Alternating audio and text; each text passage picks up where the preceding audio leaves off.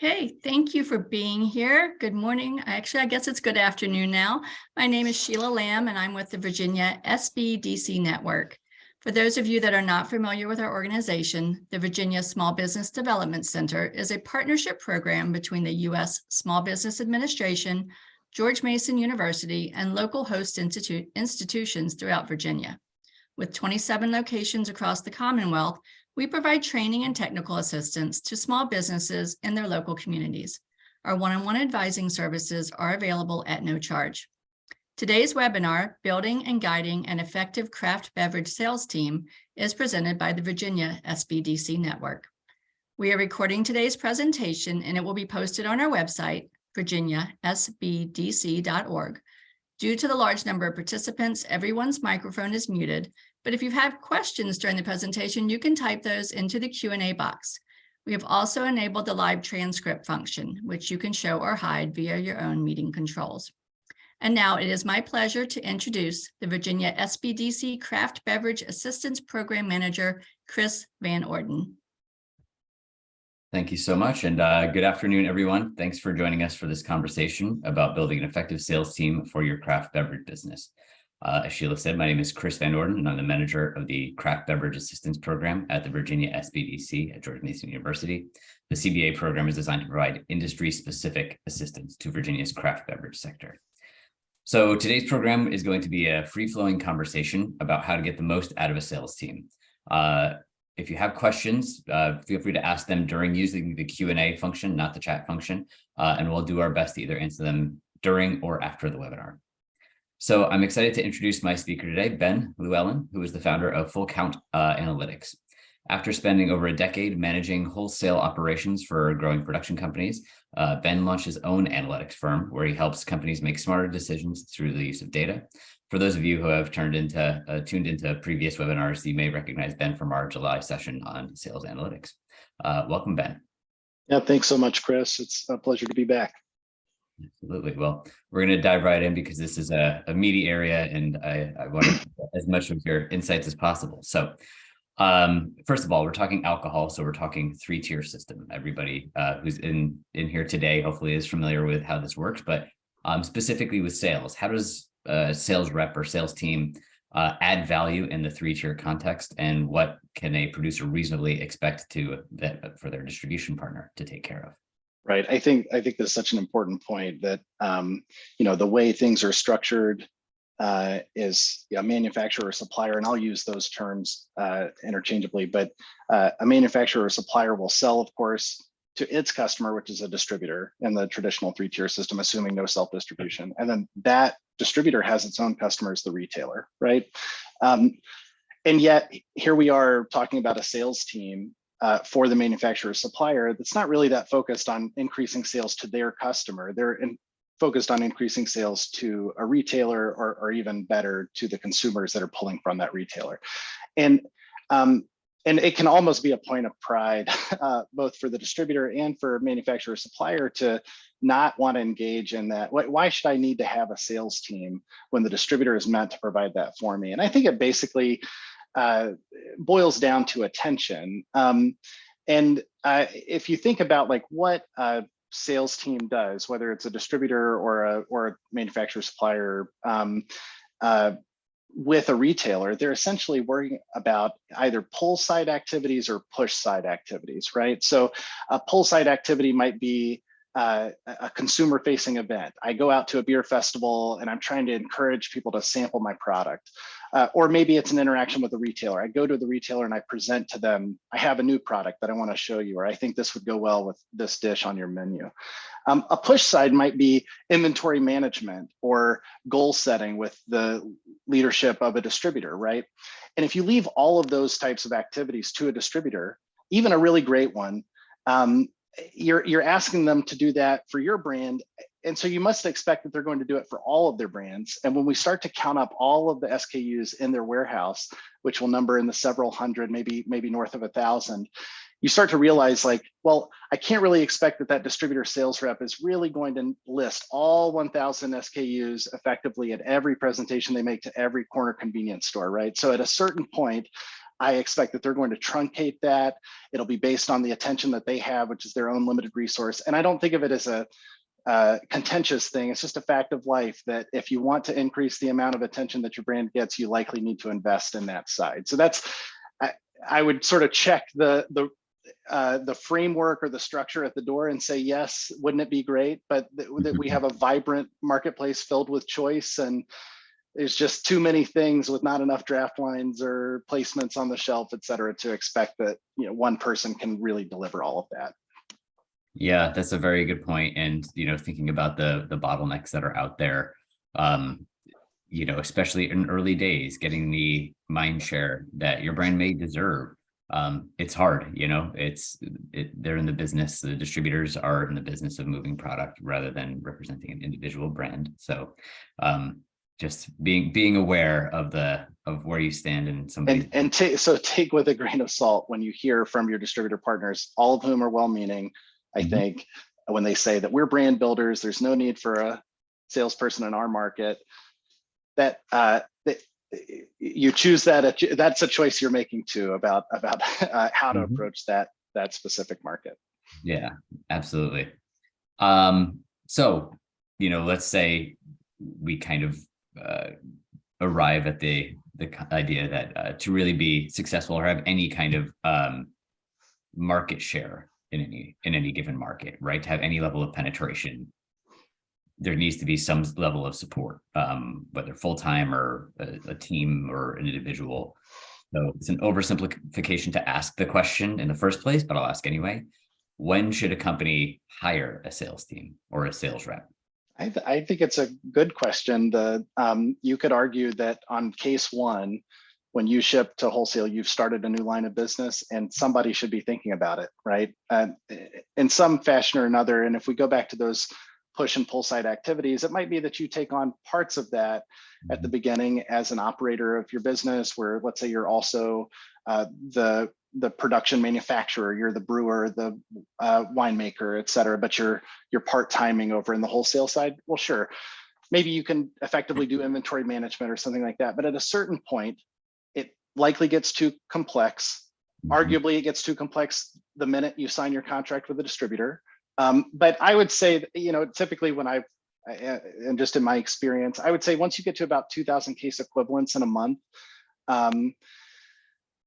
certainly for the beer side, I would expect that would mean such a large number of individual buying accounts and such a large number of likely SKUs that you have in the market that one person cannot part-time their way through the management of that. And so while I think you could probably, even on the strength of just a strong brand and hitting the right moment in the market with your product, et cetera, if you can catch fire and grow without a sales team. But I think you do level off at a certain point. And my guess would be on average, that's probably 2,000 case equivalents at the very top. And it could be a lot sooner than that, depending on the market you're in and how you've chosen to go. So, so yeah, I would say something like that. And then you start to have a choice of, well, what am I leaving on the table if I don't invest, right? You're likely stunting growth. I think everybody has a good sense of the urgency that comes with this sort of thing. If you want to capitalize on a trend in the market, or if you want to get out there before the next guy, you know, there's another competitor all the time, you know, I think that you wouldn't want to just sit idly by with your 2,000 cases a month, expecting it to always print that number. So I would think once you're there, it's really time to get serious about, is this going to be a major part of your business or not? Should I make an investment? Yeah. And I kind of like the idea of, you know, it doesn't have to be this all or nothing. You know, there's, you know, the threshold at which a full-time is justified, and carving up of territories is its own thing. But if you're in a new market, you know, just because you don't have a person, you know, in that market physically assigned to it, doesn't mean that those responsibilities just aren't there at the time. So if it touches with a distributor, you know, sporadic market visits, you know, part-time with deputizing people to cover it until you reach whatever that magic threshold is. That still needs to get done, right? Right, exactly. And I think that's a great framing of it, is that choosing not to invest is a choice, right? And that's that's something you should just be mindful of. Everybody goes to market their own way, but choosing to allow the distributor to manage the inventory by not doing it yourself is a great example of this, where the vast majority of suppliers are left receiving POs, not trying to direct traffic to the back door of the distributor, which I think is a classic function of the sales team. May not be exactly how everyone on the call organizes their business, but I think that this is a great sales team example where you can provide real value there. The distributor could do it for you though too, right? And when they do it, they will have their incentives and interests in mind. And when your team does it, you will be able to direct those interests and incentives. And I think that's a clear-cut case where sometimes it can be tough to say, well, you called on this bar or restaurant and you got a commitment, but now we've got to call the distributor and they've got to go transact the sale of the actual product to that account. And then we've got to go do an event, and it all just gets a little jumbled. And so it can be easy to lose sight of where value is created inside of the salesy end of the sales team, ironically.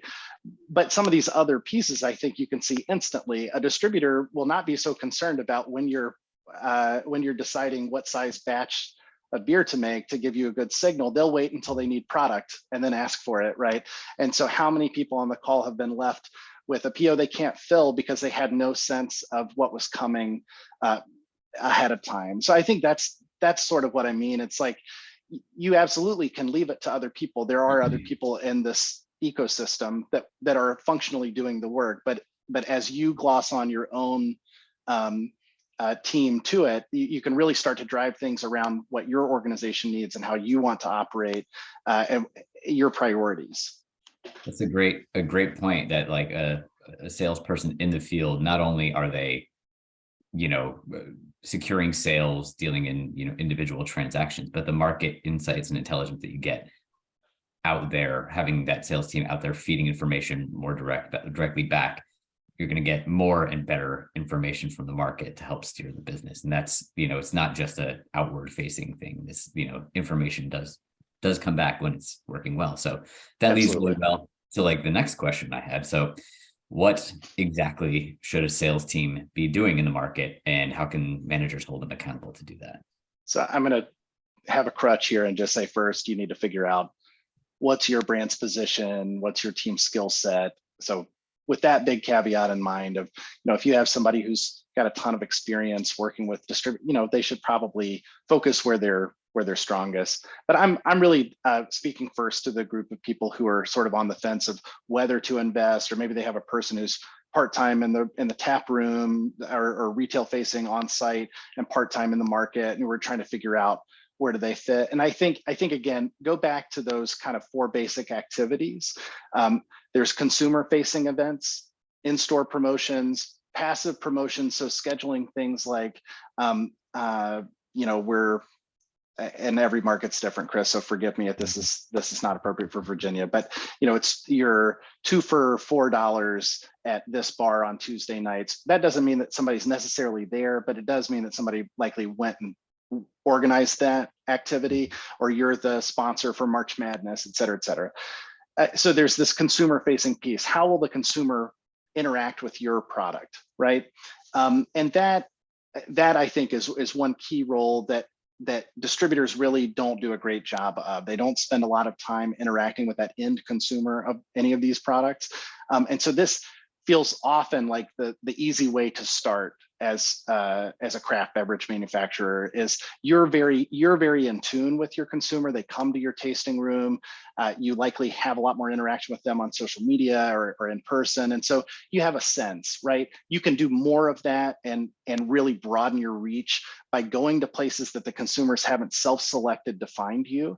And I think that's a huge way the sales team opens up opportunity for you, is if you go to the corner restaurant, somebody went to that place to go to that place. They didn't go there to have your product, and your salesperson can now close that gap.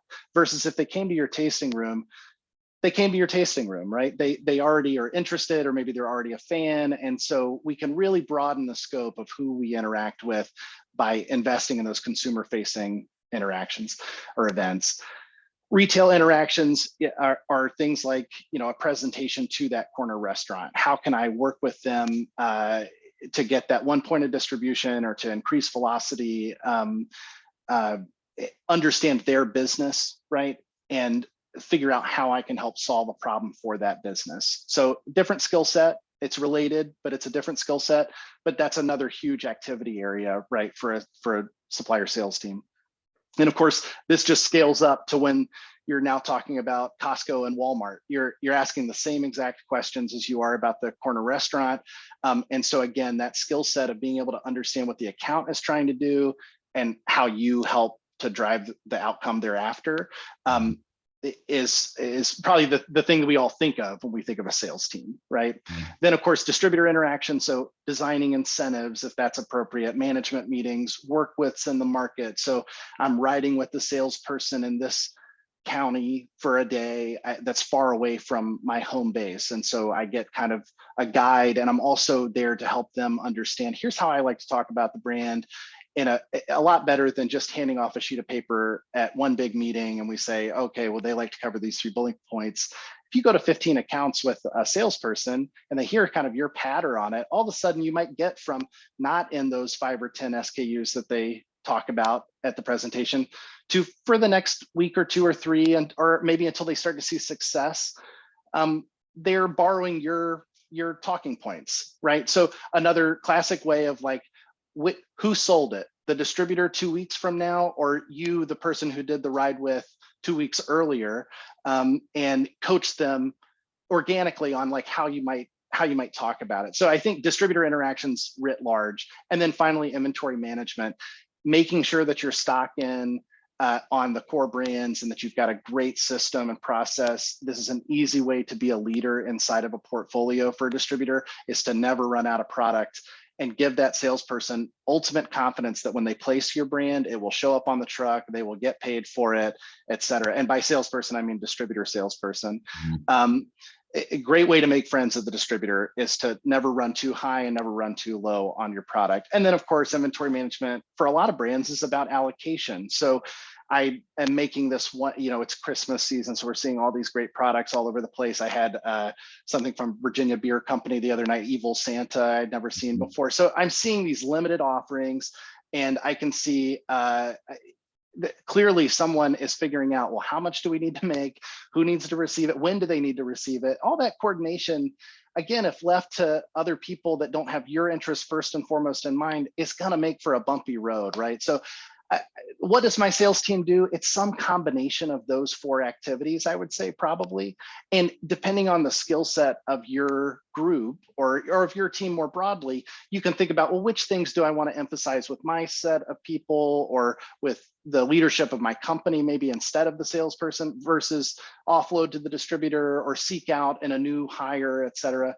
So I think that these are the clear activity areas. And then you might be thinking like, well, how do I know we're getting any of this stuff done, right? That's great. You did the ride with, what comes next? And I think here again, we can find great proxies for that.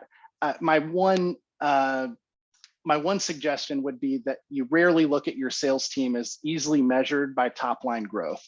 That's a common mistake I see, is that you want to see a green number, right?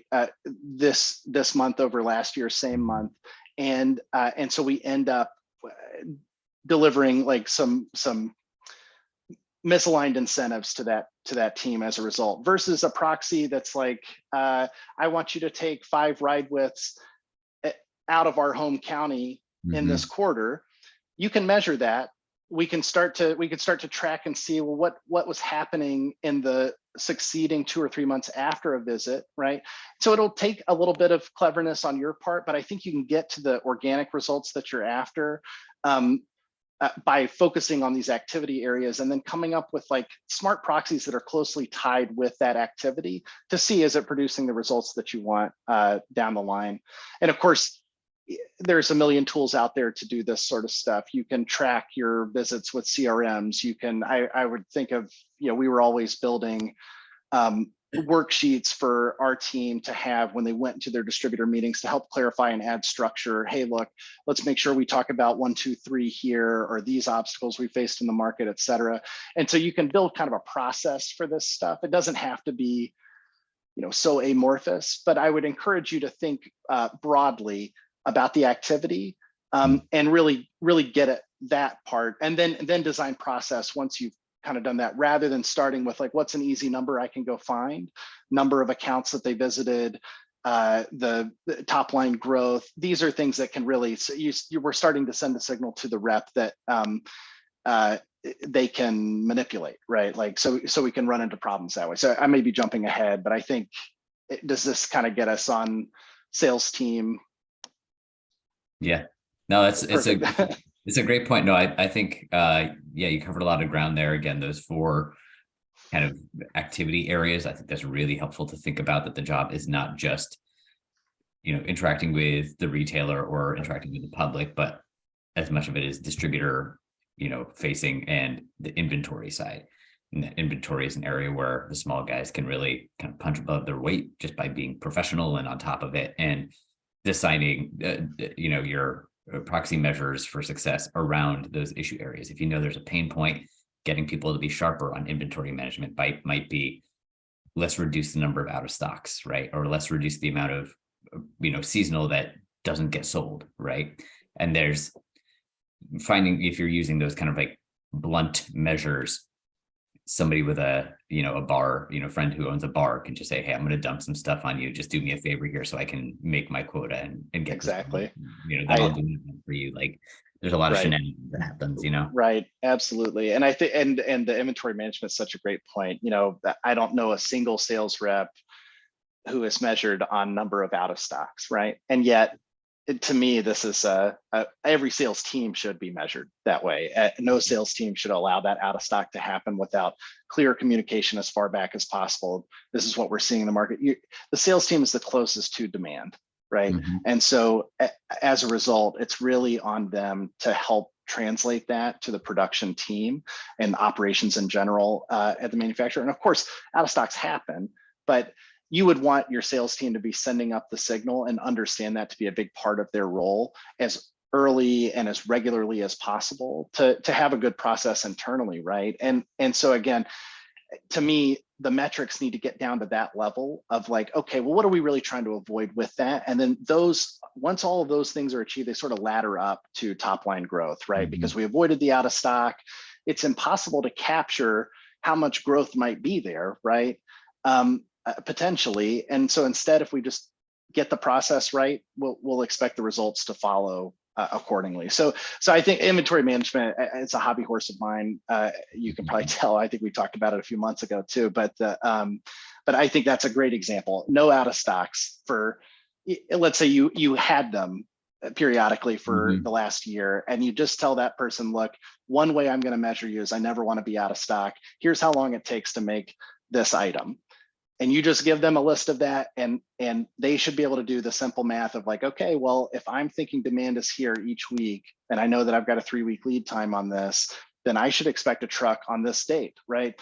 And going back to like, what's the skill set of the individual team? If you're thinking my salesperson can't do this, you should be asking who in your organization can do it. And you should think of that as a sales role, because there's going to need to be a communication between the person who understands what's happening in the market, and then back it out to the distributor, back it out to the production team. And if you have somebody who's an Excel whiz and you think, well, they're really the person I want on those questions, their first question is going to be, well, how much do I know we're going to sell over this period? How reliable is that information? And all of that stress testing of the demand figure, that you need your salesperson to be dependable on that. They need to know kind of what's the momentum in the market. How do I feel about the existing inventory and stuff, because it just moves. So anyway, contextualizing like the individual roles based on the skill set of your team. Of course, I mean, that would be my suggestion, whichever department we were talking about, right? The sales or otherwise. Yeah. So making sure you've got that skill set there, in-house somewhere, applying to these situations. So we've talked a little bit about metrics for assessing performance. that kind of naturally leads into the compensation territory. So what kind of compensation packages or plans do you think work well? What are some pitfalls that people can avoid? We did have a question about like a rules of thumb when it comes to, how to doing that. Let's see, are any industry standards around dollar sales per rep or CEs per rep as a baseline to justify a full-time salary role? So all in that kind of compensation, and growing of a team side of things. Certainly. So just taking the question off the board, the old standard was $1 million FOB or roughly 50,000 cases in market. And you notice I was saying, I think you need a salesperson at 25,000 cases roughly. And I think that old rule of thumb, which old is an operative word here, and I won't comment on an individual salary because every market, it depends. But in terms of size of market, that rule of thumb, I think, worked reasonably well for very large brewers who are deciding nationally, well, when is Kentucky ready for a rep? If I'm a big 25 state distribution brewery, and I'm speaking here from experience about breweries, and I apologize if that changes a little bit for our distillery and winery audience members, but so that was the old rule of thumb. I really think that implies that there is a big back end of support on these other functions, right? Because a person who's covering 50,000 case equivalents in a year, I would imagine they have, several hundred individual buying accounts, many of whom they're needing to visit to kind of keep up distribution and stuff. And so you're really putting a lot of emphasis on that retail and distributor activity piece. You're probably stripping away some emphasis out of consumer, and probably you're covering inventory management wholly from HQ at your big brewery that you have, right? So I think that's why I think the rule of thumb is maybe not as useful as I imagine a brewer who's more in the like 2,000 to 10,000 barrel range. You also will see that there's a ton of concentration for small brewers where you don't really have such a thing as a 50,000 case market. You might have a 50,000 case city and 10,000 cases everywhere around that city, right? And so all of a sudden, when I try to draw the territory lines, I'm really hemmed in to one geographic area where I'm a local brand likely, and so it's starting to, it's hard to grow that next market out because I've kind of assigned those sales resources to the concentrated area. So I don't love to use that model, but that's certainly, like, I think that's what you would find if you talk to, or if you saw like industry writing on this. If you're thinking about like a large national brand, that would be my guess, would be about $1 million FOB or 50,000 cases. In terms of compensation structures, I take a contrarian view here. I think probably everybody on the call can tell I'm really focused on being different. No, I'm really focused on organic growth and sustainable growth. And my experience at the brewery I worked for was as employee 2, and I was the guy that was in the tap room, and then they started the wholesale business, and so out I went into the market, and we went from that less than 1,000 barrels a year to 20,000 barrels in a year in wholesale. And to me, the only way we got there was because we were focused on organic sustainable growth. And I think that this shows up in compensation. I used to compete with a lot of people that would have heavy compensation emphasis on incentives or bonuses or performance pay, however you want to think of that, but variable income, and then relatively less base income. So if we think like a standard might be 50-50 or something in the market, I really found that was, again, kind of led people to not the same incentives I wanted my team to have. So I typically would have focused on a much higher base salary with the expectation that they felt some ownership of their market and its overall health. And so we would talk a lot more about the overall picture of their territory. Mm-hmm. And then we would use the remaining portion of their compensation to focus on individual levers that we wanted to pull. that were maybe a little less immediately valuable to us, but we thought were really making a difference long term. And so it might be about running so many programs. For instance, if we wanted to be the March Madness brand in a market, right, we might incentivize based on the number of programs activated in this structure in a given period, and then maybe run a contest across all of our sales team, et cetera. With the point being that any one market might not actually be achieving tremendous volume gains on that, but we were able to deploy our marketing assets, let's say, across a broader base, because we could focus them there. I think if you're doing 50% compensation or more for your salesperson, it better be about real dollars that they can earn today, right? Because they've got to make rent. And so now all of a sudden, you and them are both focused on volume right now, because that's how you're going to pay these big rates. And when we do that, we're starting to lose sight of that organic, sustainable growth kind of path, and we're focused on today. How do we stack up all that beer or whatever product in this store right now? How do we close the deal right now? Mm-hmm. And that transactional kind of attitude, I think it especially doesn't work in the 3-tier system, because you can't close, first of all, and you can't get that stack of product in there. You need somebody else to do it. And so it's very difficult to ask your team to effectively think about the health of your brand and also be on the phone constantly trying to run product out, to stack it up, take the picture, send it back home. So it's a balance. You need to generate volume, you need to generate growth, but I think that we've kind of swung too far in one direction. And so my view would be to cool that off a bit. You could certainly build in variable compensation based on volume growth, but I think you want to center them on outcomes that you care about. And if that is increasing door count or getting that second or third product in your portfolio, the distribution of your first product, you're asking them to think a little bit more about the health of your brand. And I would say that you're much more likely to be here on the call we do in 10 years if you're doing that. I'll never forget, I may have told you this story, but I once rode with a distributor salesperson who was incentivized on volume growth, and they stacked 50 cases of a 9% IPA in a convenience store that was not even a chain convenience store, right? Not with enough square feet to hold it. I don't know how he got 50 cases in there, but he got to have the steak dinner, right? And all he was focused on was getting that product dropped off. The supplier paid the fee back to the distributor. And here we are with product that probably didn't move, that probably got purchased back, or it was left to go out of date for a consumer to try when it was no longer a very good offering. You know, we're just like, but that one September we did really well. You know what I mean? And I would encourage everyone to take a beat and say, well, of course we want volume growth. Do we have to have it right now?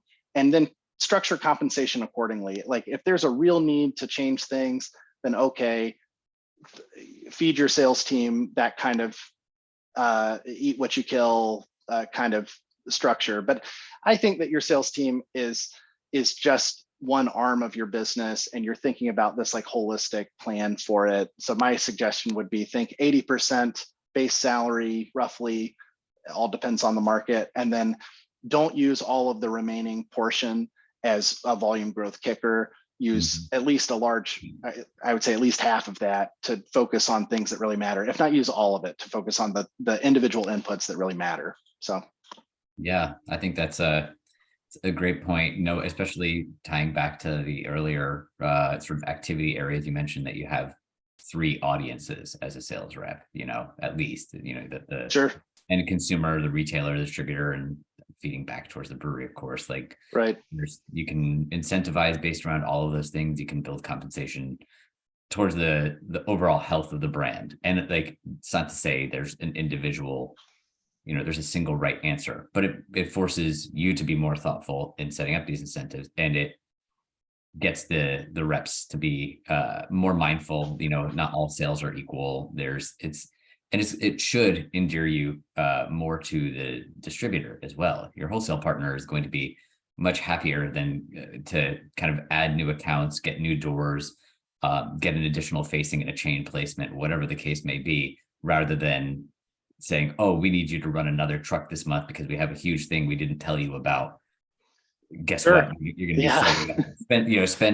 you're going to be spending the next, the last month of the holiday rush, liquidating all of this stuff and warm sets that are never going to move, and you're going to go pick it up in a month's time or whatever. Right, exactly. And it's just that gloss of the long-term perspective that I would encourage you to have. And it's just very difficult for a person who's incentivized on right now volume growth to be able to be mindful. But like, I think you put it perfectly. Not all sales are created equal, and yet they report that way in VIP. Like it looks like that CE is equally valuable to you. But of course, we all know that it's not. We all know that we've got great accounts that are kind of must keeps forever. And that might be what your salesperson is on, is protecting some of that stuff or deepening a relationship. And so you'd hate to lose sight of that so that they can go stack the 50 cases that get picked back up in 2 months' time, and to no great advantage to you. Well, and I think that your point about the sort of what's inside the data that you can get at is really important.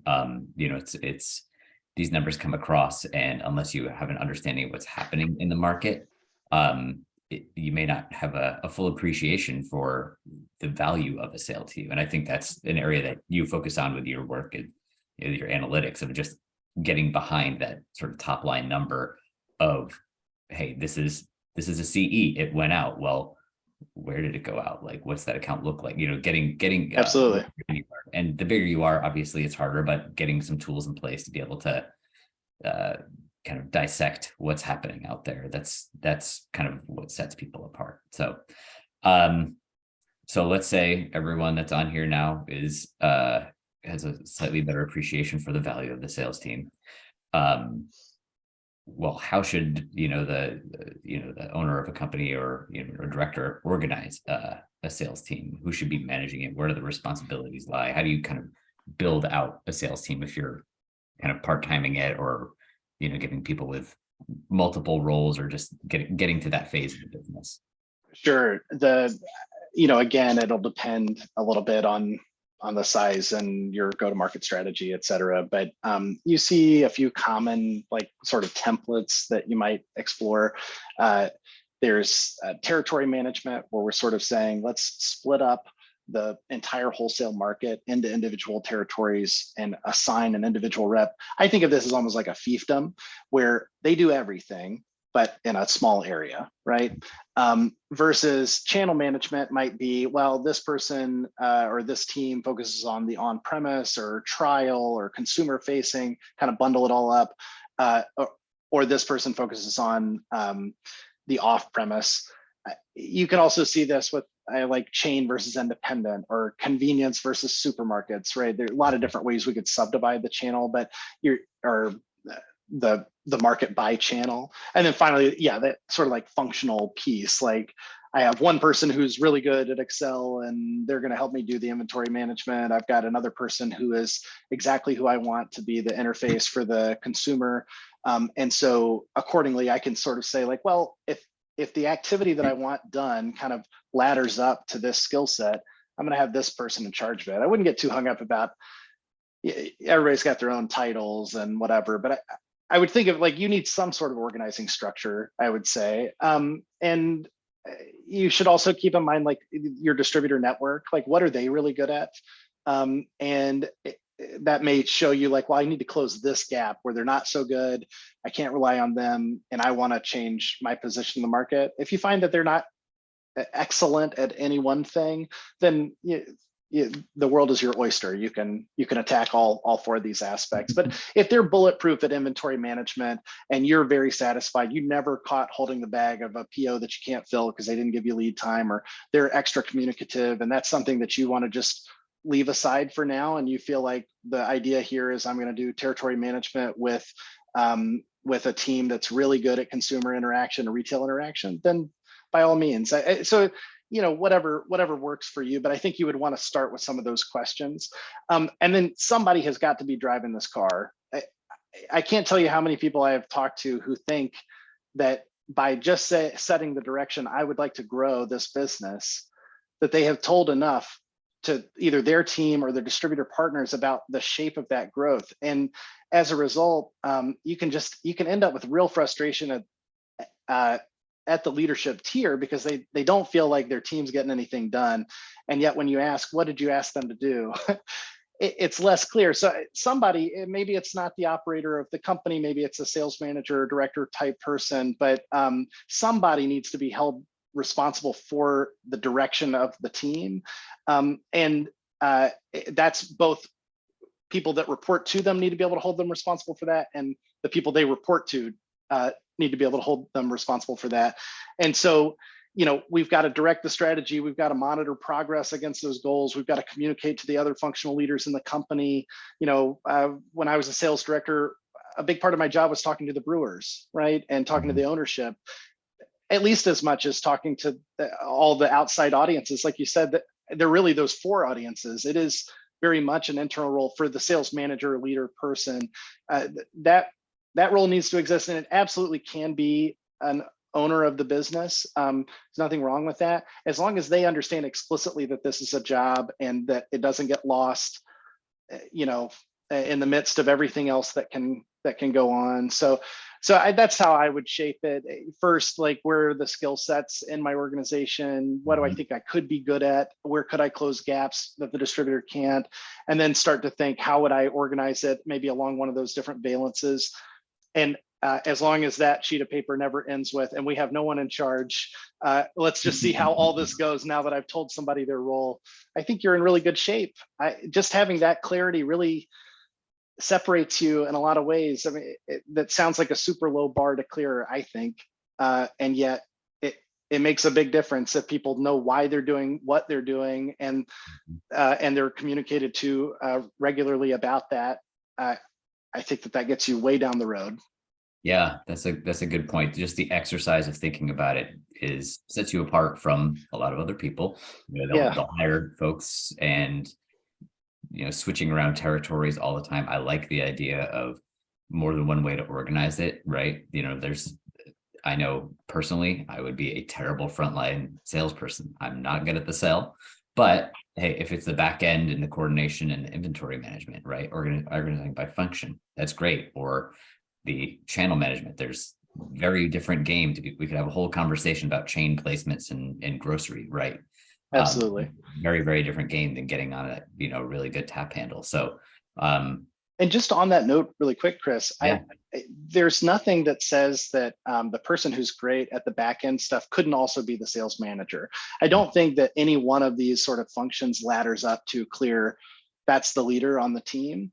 And so if you've got somebody who's got the skill set with people and can help deliver a vision, they don't need to be your best salesperson in that kind of classic sense, or that front end sense. And I would definitely encourage people to, I was rarely the best salesperson in our outfit on purpose, because I was often trying to close that gap on our team of like, I need somebody I can count on to get this done in this conversation and stuff. And I don't have it. The other guy doesn't have it, or what, you know what I mean? So there's nothing wrong with having what's that old line where like every leader of the Air Force was a fighter jet pilot or something? Like there's some fact like that. Maybe it's a different branch, but anyway, that does not need to be the case for your sales team. This does not have to be, well, this guy delivered results every quarter for 10 quarters. That's the sales leader. Not necessarily. That needs to be a judgment call that you think a little bit more holistically about, probably. That's a good point in, highly bureaucratic organizations. And that's definitely not, alcohol industry, which are typically pretty darn flat, but putting some structure in place, but realizing that, the skill set that translates to being a great sales rep does not necessarily make you a great sales director. Different skill sets, being aware and being mindful of who's on the team, who you're hiring for. This sort of perfect world, you'd be able to draw up roles and then find the perfect person with that perfect skill set, combination, that constellation of, talents. That's not the way it works. So if people are over indexed in one area, shaping the roles, shaping the way that overall team is organized to fit the individuals in it is, that's just the nature of it. So be honest, maybe not ruthless, but honest with what people's skills are, and what, assignments they get as a result. Before we go on to, I believe our final question here. We had a question come in from Allison, who is curious to hear your ideas or input on how to motivate brokers who are 100% commission and represent multiple brands. She finds that they're focused on products that are easier to sell, either in high demand or on allocation. So how does a brand that needs to be sold to an account motivate them beyond throwing extra commission at them? Yeah, so I mean, my view on this is always there's something underneath the top line, and there may just be relationships that maybe somebody will be able to prove me wrong that there isn't. But I suspect that if we think of a broker as effectively a distributor, right? Yes, there's a tier in between, but this is a group of people who don't own a retail account and don't manufacture the product. So I'm just putting them in that middle tier bucket, right? I would say that their basic top line number is composed of points of distribution and velocity. And so if you don't find that the top line number is where you want it to be, I would first focus on which of the two inputs is not generating what you need it to.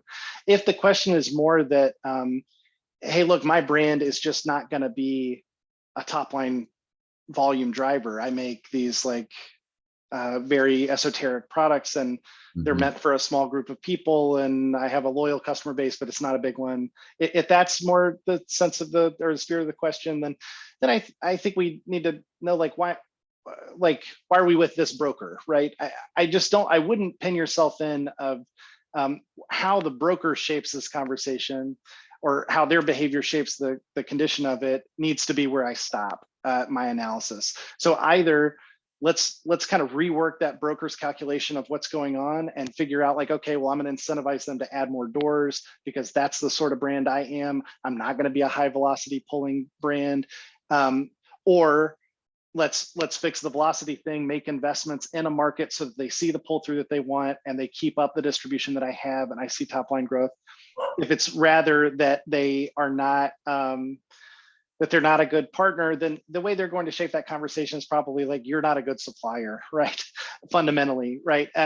Your brand doesn't pull enough or whatever it is, but the fault lies with you. And if fundamentally you're satisfied that, no, I'm reaching with the type of product I want to sell, the type of consumers at the volume that I want to do it, then it may be time for a new partner and to have that honest conversation with them that look, I'm never going to be the brand that makes sense in this bucket. And maybe there was some misunderstanding at the beginning of our partnership, but that's not who I am. So I apologize if I've lost the thread in there, but I think either way, I would want to know from your perspective as a supplier, what do you think good looks like with that person or that broker or any of your distributor relationships, and then try to lead that partner to see it your way, because the way they're going to come to you is basically always going to be framed from their perspective and their tremendous experience and their way of doing things in their little part of the world, and very rarely about the individual circumstances that you bring to the table. So hopefully that helps answer that question. Yeah, Ben, I think your kind of point about some actors out there, and it's definitely not everybody, can sometimes behave like a hammer in search of a nail. It's like, hey, I've got two things, and if you're either one or the other, it's a very kind of black and white way to view the world. And if that's the only things that they care about, then it can be hard for all brands to fit into one of those two things. But defining success up top, of course, once that ship has sailed, that's tough. But getting up with additional partners of, well, here's what brand we are, here's what we think success is. If that's works for aligns with your vision, great. If not, that's tough. But finding some of those softer areas too, kind of similar to working with distributors. I think you're framing them as a sort of proxy pre-distributor or something like that. Kind of makes sense. Because this is another one of those areas of being easy to work with. Can go a long way of just saying hey, we're when we have the product, when we say we're going to have it, we have really good marketing assets, really good at communication. Yeah, maybe we don't sell as much as these other folks do, but they're a pain in the neck. And every time you're out there trying to sell something, they're changing up terms on you, or they're, we said we had allocation, but it all got gobbled up. Sorry. Right. just by being more professional than the next, company might kind of help to offset any, misgivings they have about not, being like, the best pull through, that's out there. So just Sure. just And even with gritted teeth, right? Even if you think, man, this is your responsibility. Why am I even having this conversation with you? You're sort of contractually obligated to deliver this product. Why am I having to go sell it?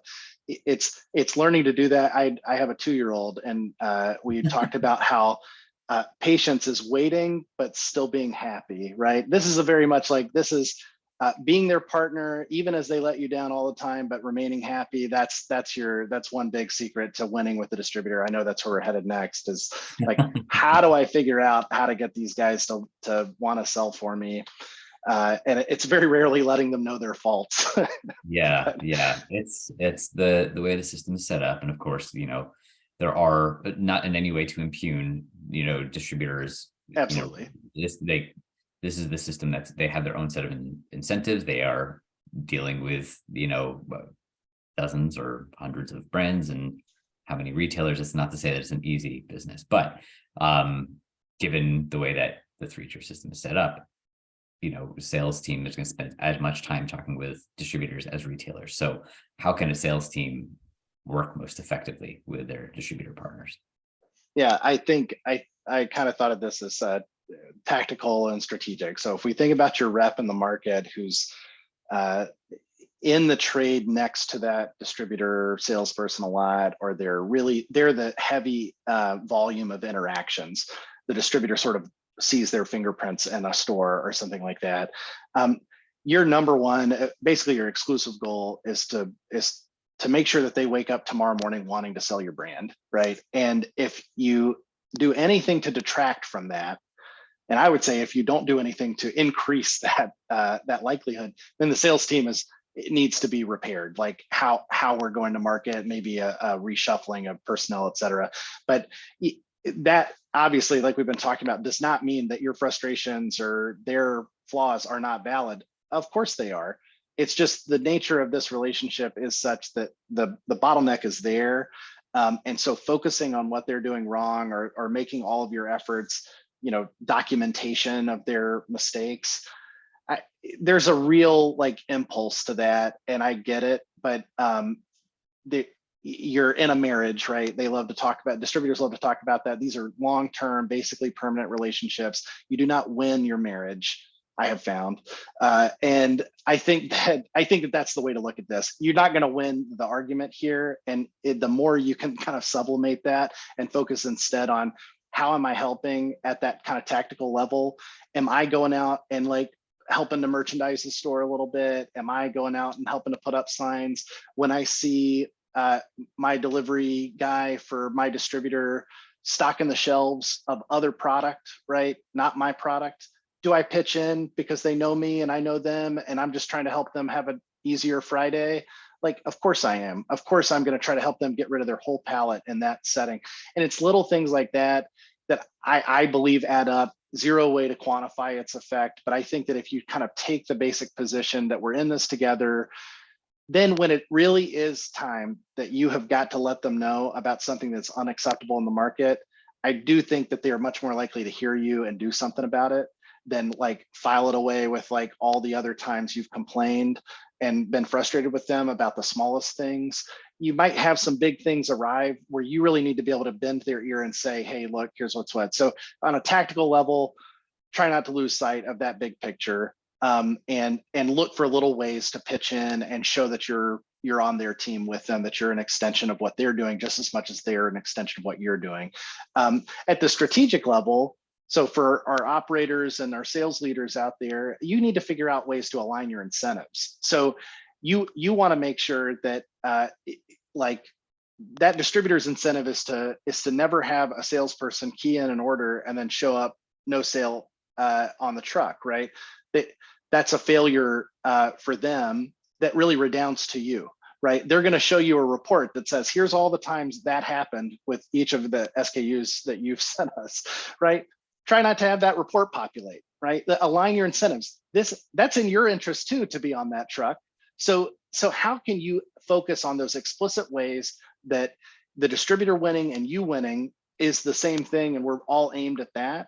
And so I think really promoting that culturally at the leadership level of like, I need to look for more ways to make sure that at least in my communications and in my approach to these, what we think of as maybe more ancillary aspects of the wholesale business, that I'm aligned with my distributor to focus on things that matter to them. So those are kind of like two hard to do, easy to say ways to align with your distributor or succeed with them. That's what we're all about. The things that are completely logical, very easy to do, and it's it's always easier said than done. But hey, I mean, just being aware of these kinds of issues, knowing what you have to do is at least get you in the right direction. This is sales is a very complicated area. It'd be great if everyone just knew how wonderful your product was, and then it goes out the door the second that you package it. But especially with 3-tier, it's a very complicated area, and really appreciate all the insights that you shared here. Are there any parting words that you'd like to share with our audience? I feel like you probably have a couple of choice ones. I would say hire that salesperson and make this investment just a tick earlier than you think you need to. By the time you realize it, and the roof is flooding, right? It's no longer a great time to go get the new roof. You have to, but it's not a great time to do it. So I think that would be my big advice to especially our smaller manufacturers on the call. And for the larger ones, think about what are you really trying to achieve? What does a healthy business look like to you in 2026 and 2030? And think about like what your sales team can be doing today to be planting those seeds and cultivating that direction for your business, rather than focusing on the short term. And I think if you do those two things, those are two great steps up off of your peer set competitors. So those are kind of my summations. Awesome. Well, thank you so much for your expertise, Ben. And thank you all for joining us for today's discussion on building and guiding a sales team. Each month, thanks so much, Chris. Each month we host a new session in our craft beverage conversation series. Next month it'll be on Thursday, December 15th at 11 a.m. We'll be talking about tasting room sales. So another side of sales, but finding ways to just get more product into more people's hands. So one last time, just like to thank you, Ben Lewellyn, for your time and expertise. Yeah, thanks so much. Happy Thanksgiving, everybody. Yes. I'd also like to thank Chris and Ben and all of you all who could join us today. You will receive an email with a link to the recording and the slides. If you'd like to sign up for the upcoming webinars, especially the ones Chris just talked about, or access recorded webinars that we've already posted, you can visit virginiasbdc.org/training.